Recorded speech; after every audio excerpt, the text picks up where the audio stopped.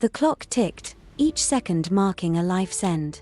It wasn't a peaceful passing, but a violent one on a seemingly normal Monday morning. In London, the April sun cast a deceptively warm glow, the air still holding a touch of spring's chill. Here, at 29, Gowan Avenue in quiet Fulham, something monstrous was about to shatter the ordinary. This wasn't a fairy tale with monsters, it was a real-life horror, a cold, calculating person lurking in our everyday world. This is the chilling story of Jill Dando's last day, a life that began full of promise in a small Somerset town.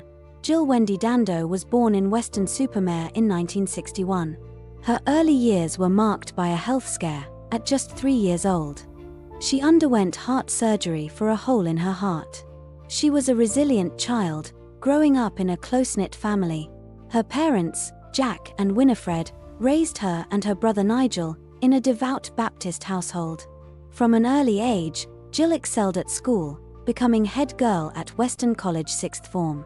She also developed a love for performing, joining local amateur dramatic societies and even volunteering at a hospital radio station. After school, she pursued her passion for journalism at the South Glamorgan Institute of Higher Education, setting her on the path to a remarkable career. Her first job was at the Western Mercury, the local newspaper where her father and brother also worked. A place that clearly shaped her early view of the world. It's clear she was a person with drive, talent, and a deep-rooted understanding of the community. Then, she made a move to broadcasting, working for BBC Radio Devon and then BBC South West. Eventually, her talent took her to London, where she became a familiar face on national television, presenting news bulletins, popular shows like Holiday, and ultimately co-hosting Crime Watch. She was energetic, warm, and admired by the nation. She was engaged to Alan Farthing, her future bright and promising. But fate had a dark twist in store, a tragic turn of events, April 26, 1999, an ordinary day that became a nightmare. Jill drove from her fiancé's place in Chiswick to her Fulham house, a quick stop to pick up some documents. It was a routine trip. But that day, something sinister was waiting. Unseen and unheard, a predator was watching, lurking in the quiet street. The Crime Watch reenactment later showed a shadowy figure, a chilling reminder of a killer stalking his victim. As Jill reached for her keys, the world around her seemed to vanish. Her last breath was a silent gasp. The attack was quick and brutal. There was no robbery, no fight.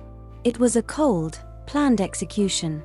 The glint of the gun was the last thing she saw, a modified 9mm pressed to her head. Imagine that terrifying final moment, her future gone, a sudden plunge into darkness.